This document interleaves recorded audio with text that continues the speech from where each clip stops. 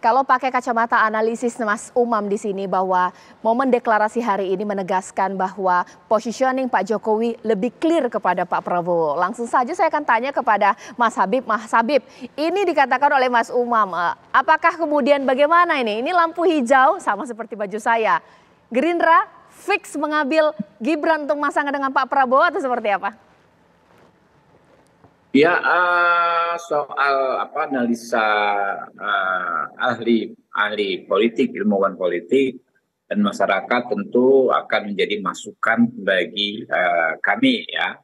Namun demikian penentuan calon wakil presidennya Pak Prabowo adalah sesuatu yang jauh lebih kompleks. Dan kami sampai saat ini informasi yang kami dapat dari pimpinan bahwa memang belum mengerucut ke satu nama yang masih posisi keempat sosok itu ya, yang disebut latar belakangnya berasal dari luar Jawa, Jawa Barat, Jawa Tengah, dan Jawa Timur. Jadi belum ada ya bahasan untuk spesifik ke sosok tertentu. Oke, ditahan dulu Mas Umam. Mungkin sekarang saya sambil mengecek ya bagaimana apakah saat ini acara yang rencananya akan digelar di Museum Arsip Nasional apa sudah siap atau tidak, kabarnya bahwa akan ada deklarasi Ganjar Mahfud MD di sana. Ya pemirsa, kita akan cek di sana sudah ada rekan kami Syahda yang sudah siap mengabarkan dari sana. Syahda. Standby split.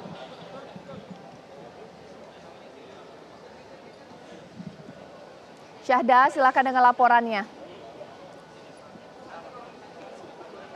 Baik, selamat malam Caca dan juga pemirsa. Baru saja tadi siang pengumuman deklarasi calon wakil presiden pendamping Ganjar Pranowo ini dibacakan atau disebutkan langsung oleh Ketua Umum dari PDI Perjuangan yakni Megawati Soekarno Putri, tepatnya di kantor DPP PDIP.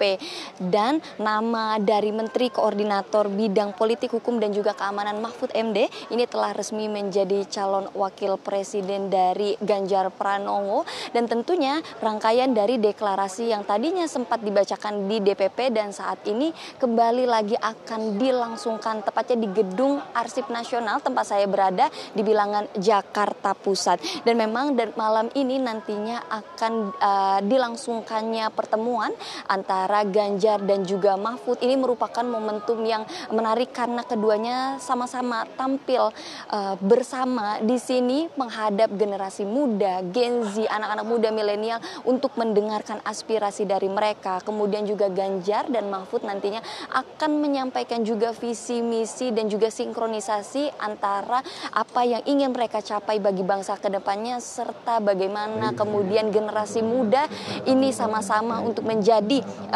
perangkulan masa depan Indonesia ke depannya. Selain itu, sejumlah persiapan yang dipersiapkan di sini yakni Caca dan juga pemirsa ini sudah bisa Anda lihat sendiri bahwa di gedung ini bisa menampung sekitar ratusan orang, kemudian juga ada generasi muda yang juga nantinya akan melihat kehadiran dari Ganjar dan Mahfud. Namun kami belum bisa mendapatkan informasi kapan nantinya Ganjar dan Mahfud akan tiba di sini dan kami akan nantikan rangkaian acara. Sementara demikian kembali ke studio Caca. Terima kasih Syahda mengabarkan langsung dari Museum Arsip Nasional. Kita tunggu nanti acara yang akan berlangsung pukul 19.30 waktu Indonesia Barat hanya di TV One. Satu pertanyaan kepada Bang Basarah di sini bahwa kita tahu ini begitu banyak informasi yang simpang siur, tapi kita percaya kalau keluar langsung dari Bang Basarah. Bang Basarah, jadi sebenarnya ini bagaimana posisi dari Gibran untuk PDIP ini sendiri? Kabarnya dengan putusan MK digadang-gadang berpasangan dengan Pak Prabowo. Kita harapkan hari ini ada pertemuan ya, apakah masih di PDIP atau tidak. Katanya mau jadi jurukamnya Ganjar tapi tidak diundang hari ini, Bang Basarah. Iya, fokusnya jadi ke Gibran ya. Pertama gini Caca, dalam konteks kenegaraan, keputusan Mahkamah Konstitusi itu satu hal. Kita menghormati kewenangan konstitusional yang dimiliki oleh Mahkamah Konstitusi. Sekalipun keputusan itu menimbulkan berbagai kontroversi di tengah-tengah masyarakat kita. Kedua, apakah dengan keputusan Mahkamah Konstitusi yang bersifat final and binding mau digunakan oleh keluarga Presiden Jokowi untuk mencawapreskan Mas Gibran Pranowo atau tidak? Sepenuhnya kami serahkan kepada kearifan keluarga besar Pak Jokowi dan penilaian dari masyarakat luas, dari rakyat Indonesia. Kami tentu tidak bisa mencampuri wilayah keputusan keluarga Presiden Jokowi.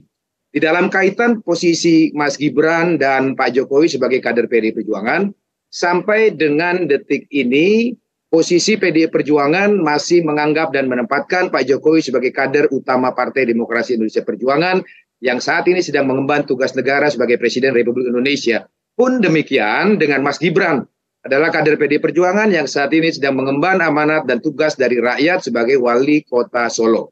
Keduanya sampai dengan detik ini masih dalam posisi yang kami letakkan sebagai kader PDI Perjuangan yang mengemban amanat negara dan daerah yang wajib kami kawal pemerintahannya. Sejak 9 tahun lalu Presiden Jokowi dan juga kemudian Mas Gibran sejak 2 tahun lalu, demikian juga Mas Bobi. Sehingga sampai dengan detik ini saya harus sampaikan kepada masyarakat luas bahwa PDI Perjuangan tidak pernah merasa ada persoalan apapun dengan Pak Jokowi maupun keluarga Pak Jokowi. Dan kami pun positive thinking. Kami juga menganggap sampai dengan detik ini Pak Jokowi juga merasa tidak pernah punya persoalan apapun dengan PDI Perjuangan. Saya kira posisi moral politik PDI Perjuangan di situ Caca letaknya.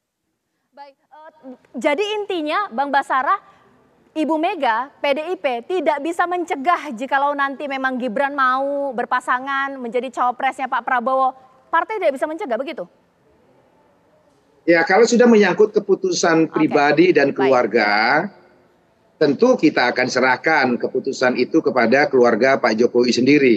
Kalau partai kan tentu punya mekanisme dan aturan organisasi masing-masing, sebagaimana juga Mas Habib dan Gerindra juga punya peraturan internal organisasi masing-masing.